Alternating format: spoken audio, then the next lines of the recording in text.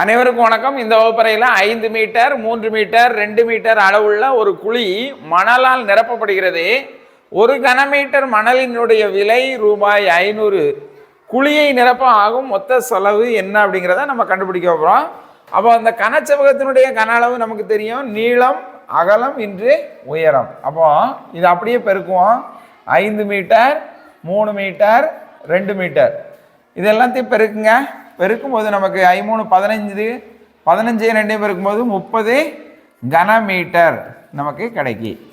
இப்போ ஒரு கனமீட்டருக்கு ஆகும் செலவு கொடுத்துருக்குறாங்க. அப்போ ஒரு கனமீட்டருக்கு ஆகும் செலவு 500 ரூபான்னு கொடுத்துருக்குறாங்க. நம்ம கணக்கில் 30 கனமீட்டர் கண்டுபிடிச்சிருக்கோம். அப்போ 30 கனமீட்டருக்கு ஆகும் செலவு நம்ம 30ஆல் என்ன செய்யணும், இதை பெருக்கணும். இதை பெருக்குறது ரொம்ப ஈஸி. 3ஐயும் 5ஐயும் பெருக்குங்க, 15 போட்டுக்கிடுங்க.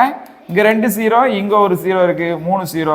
அப்போ 15,000 ரூபாய் ஆகுது இந்த குழியை மூடுவதற்கு. ஆப்ஷனில் ஏ ஆப்ஷன் சரியான விடை. நன்றி, வணக்கம்.